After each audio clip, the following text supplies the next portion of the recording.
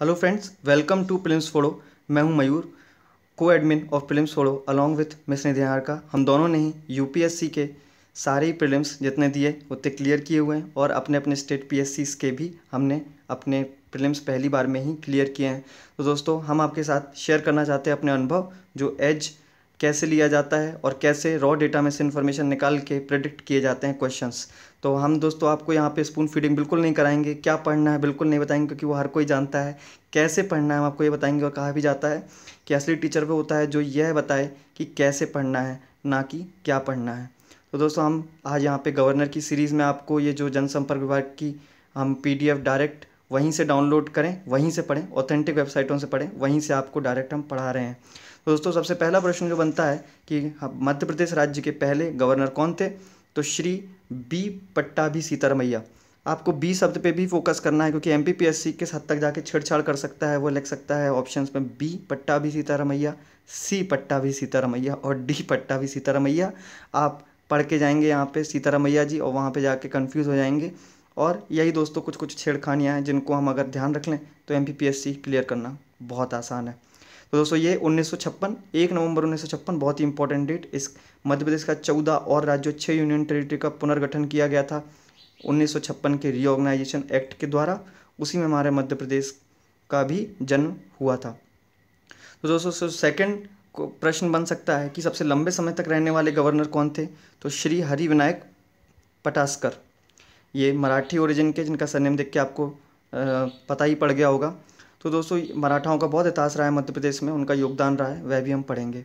तो दोस्तों, हरि विनायक पटासकर जी 14 जून 1957 1957 से लेकर 1965 तक लगभग 8 वर्ष का समय दोस्तों ये यहाँ पे गवर्नर रहे। तो तीसरा प्रश्न यह बन सकता है कि पहली महिला गवर्नर मध्य प्रदेश की कौन थी, तो दोस्तों वो थी हमारी श्री सरला ग्रेवाल जी, जो कि 17वीं गवर्नर थी।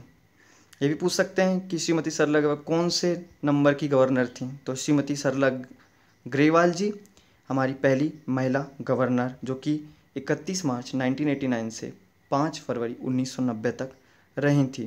तो दोस्तों, इसके बाद जो प्रश्न बन सकता है कि सबसे पहले जस्टिस जिन्होंने एक्ट किया था गवर्नर की तरह, वे कौन थे। तो दोस्तों याद रखिएगा, हमारे चौथे ही जो गवर्नर थे श्री जस्टिस पीवी दीक्षित जी, जो कि 3 फरवरी 1966 से लेकर 9 फरवरी 1966 लगभग 1 महीने का समय वो गवर्नर रहे। तो एक्टिंग गवर्नर थे दोस्तों, एक्टिंग गवर्नर, जो कि गवर्नर का पद आकस्मिक रूप से खाली हो जाने पर उनको एक्टिंग गवर्नर बनाया जाता है, जस्टिस को हाई कोर्ट के।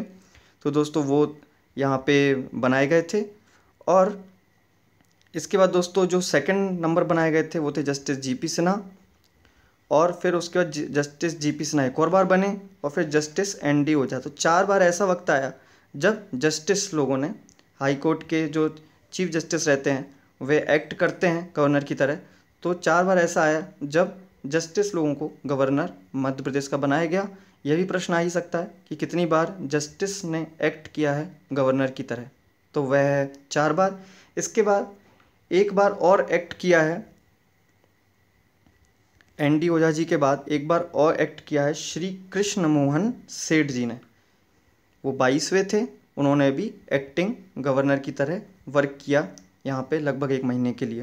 दोस्तों, अभी तक कितने गवर्नर हो चुके हैं, तो 29वीं हमारी सर्व कर रही हैं श्री आनंदीबेन पटेल जी। आपके लिए होमवर्क है यह जानना कि आनंदीबेन पटेल जी मध्य प्रदेश के साथ साथ किस और राज्य की भी गवर्नर हैं।